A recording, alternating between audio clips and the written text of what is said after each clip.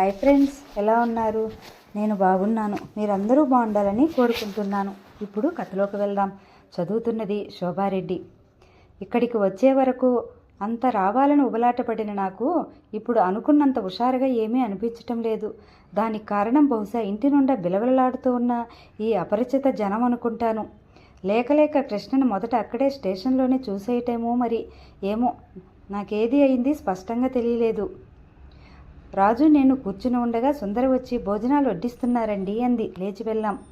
ఆడామగా కలిసి అంతా ఒక 20 మంది దాకా ఉన్నారు. పరాయి వాళ్ళు ఎవరూ లేకపోవడంతో అందరికీ ఒకే వరుస బారుగా విస్తళ్ళు వేసి వడ్డించారు.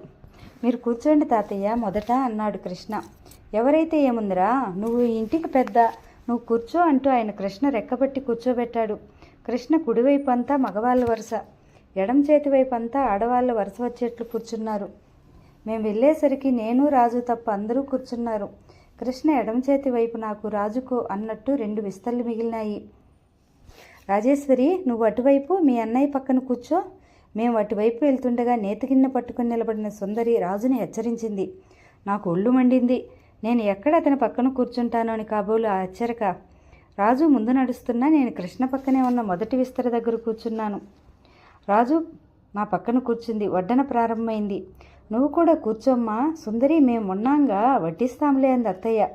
తర్వాత తింటాలేండి ఎంతో అనకువగా చెప్పిన ఆ కంఠస్వరంలో దృఢ నిశ్చయం నేను గమనించాను. భోజనాలు చేస్తుండగా కృష్ణకు వడ్డించడానికి వచ్చిన ప్రతి వంటకాన్ని తనకి వద్దని చేయి అడ్డుపట్టి పక్కనున్న నాకు వెయ్యమని చెప్పేవాడు. నేను వద్దొద్దు అంటూ చేతులు అడ్డు పెట్టేదాన్ని. వచ్చిన వాళ్ళు మానేసి వెళ్ళిపోయేవారు. అరే చెప్తుంటే నీ కాదు, కృష్ణ కాస్త గట్టిగా అనేవాడు. వాళ్ళు నేను వద్దు మర్రో అంటున్నా వినకుండా వడ్డించి వెళ్ళేవాళ్ళు. ఒకసారి ఇలాగే అన్నం ఎక్కువగా పెట్టేసి వెళ్ళిపోయాడు వంట బ్రాహ్మణుడు. నేను కృష్ణ వైపు తిరిగి కోపంగా చూస్తున్నాను. నీ పొలంలో బియ్యం ఎక్కువగా పండుతున్నాయా ఏమిటి? బియ్యం పండవు, ఒడ్లు పండుతాయి. నీ దయవల్ల అవి బాగానే పండుతున్నాయి. కృష్ణ కళ్ళల్లో కొంటిదనం మెరుస్తుండగా చిరునవ్వుతో సమాధానమిచ్చాడు.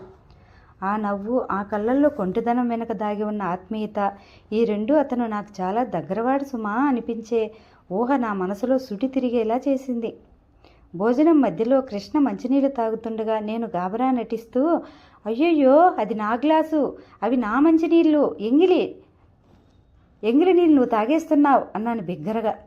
అందరూ ఒక్క నిమిషం భోజనాలు చేయడం మానేసి నా వైపు చూశారు. కృష్ణ నా అరుపులకు హడలిపోయినట్లు తాగుతున్న నీళ్లు ఆపేసి గ్లాస్ వైపు చూశాడు. అన్ని గ్లాసులు ఒకే రకంగా ఉన్నాయి. తేడా ఎలా చెప్పటం? నేను ఇలా జరుగుతుందనే భయపడి గ్లాసు గుర్తుపెట్టుకున్నాను. దాని మీద గీత ఉంది చూడు అన్నాను. కృష్ణ గ్లాసు తిప్పి చూశాడు. తల తిప్పుతూ సీరియస్గా అన్నాడు, ఉంది. ఏమిటా మంచినీళ్ళు ఇంత తీయగా ఉన్నాయి అనుకుంటున్నాను, నీ గ్లాస్ కాబోలు అంటూ కింద పెట్టేశాడు. అందరూ గొల్లును ఒక్కసారి నవ్వేశారు. నేను చప్పున సుందర వైపు చూశాను.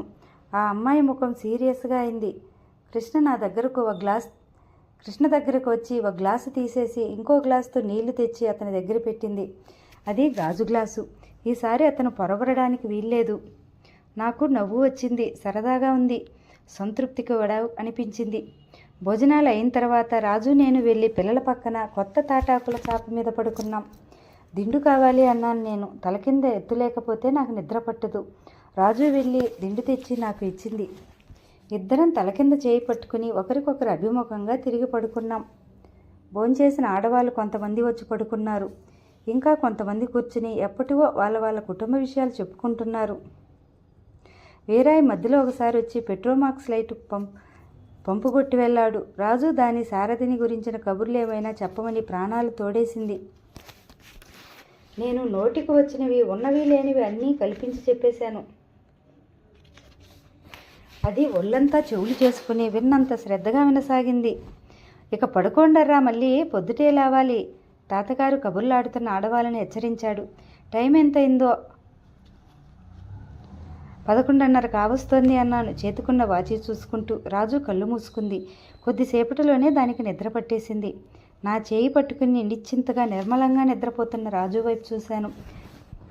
ఆ ముఖం తదేకంగా చూసిన కొద్దీ రాజు ఇంతకంటే మంచి జీవితానికి అర్హురాలని మరీ అనిపించసాగింది.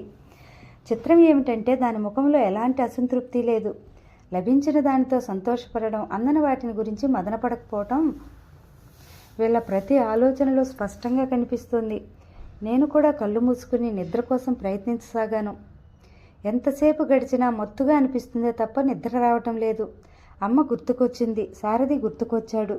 నేను మెడ్రాస్ వెళ్తానన్నప్పుడు అతని మాటలు గుర్తుకొచ్చినాయి. ఆఫ్టర్ ఆల్ సారథి నేను అనుకున్నంత మూర్ఖుడు కాదేమో. ఇక్కడ ఇంతమంది బంధువులున్నారు, వీళ్ళతో పాటు అమ్మ నాన్న కూడా ఉన్నట్టయితే ఎంత బాగుండేది, ఎంత సంతృప్తిగా ఉండేది అనిపించసాగింది. అమ్మ అభిప్రాయాలు ఏర్పరచుకోవటంలో మహా గట్టి మనిషి. ఆవిడ ఒక నిర్ణయానికి వస్తే ఇక బ్రహ్మ కూడా దాన్ని సడలించలేడు. నాన్నగారు లాంటి వారు మెత్తటి స్వభావం గల వ్యక్తి భర్తగా దొరకటం నిజంగా అమ్మ అదృష్టమే.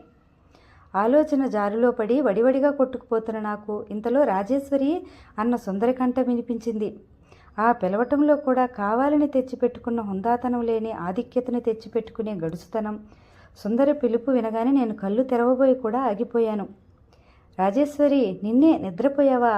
పక్క వాళ్ళకి ఎక్కడ నిద్రాభంగం అవుతుందోనని జాగ్రత్త ఆ కంఠంలో ప్రతిధ్వనిస్తుంది. మీ అన్నయ్యకు దిండు కావాలి, ఇవ్వమన్నట్టుగా చెప్తోంది. నిద్రపోతున్న రాజు మాట్లాడలేదు. మేలుకుని ఉండి కూడా నేను పలకలేదు.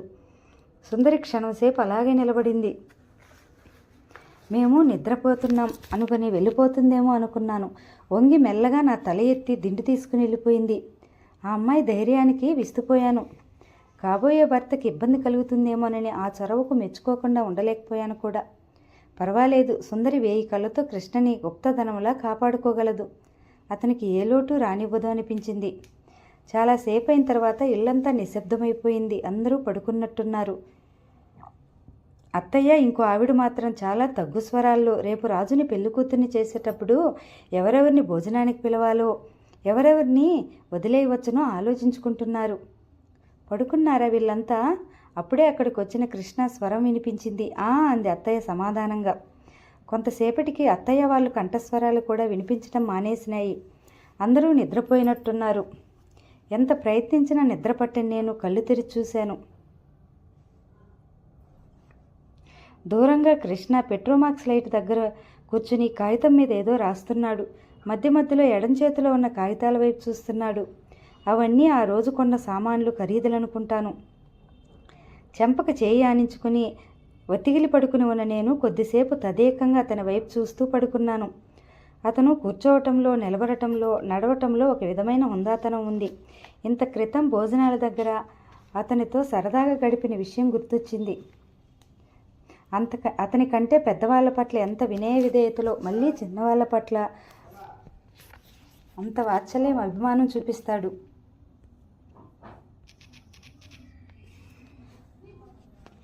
ఈరోజు అనుకోకుండా అతనితో కలిసి బెజవాడలో గడపకపోయినట్లయితే అతనిలో దాగి ఉన్న మరో వ్యక్తిని గురించి నాకు ఎప్పటికీ తెలిసి ఉండేది కాదేమో.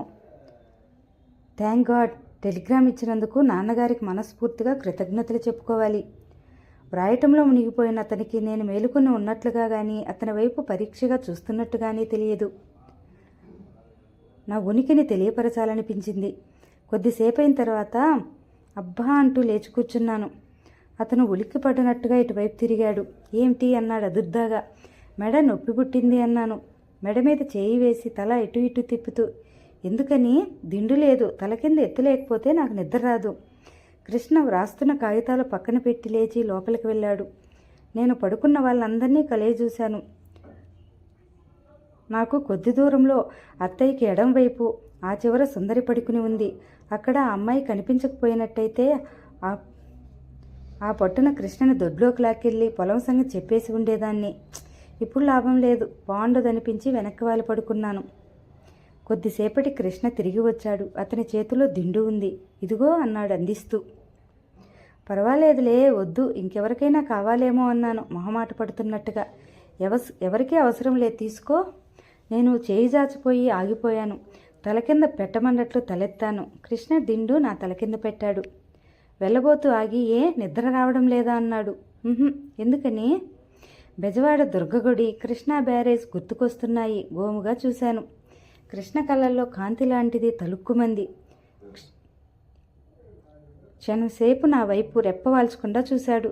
నా ముఖంలో అతనికి ఏం కనిపించిందో ఏమో, చేయి జాచి నా బొగ్గ మీద చిటుక్కుమనేలా చిటికి వేశాడు. కళ్ళు మూసుకో, నిద్ర అదే వస్తుంది, నేను మంత్రం పెడతాను అని అక్కడి నుంచి వెళ్ళిపోయాడు. అతను మళ్ళీ రాసుకోవటానికి అక్కడ కూర్చోలేదు. కాగితాలు తీసుకుని పెరట్లోకి వెళ్ళాడు. నేను పక్కకు ఒత్తిగిలి పడుకున్నాను. దూరంగా సుందరి దగ్గటం వినిపించింది. తను మేలుకునే ఉన్నానని సూచన కాబోలు.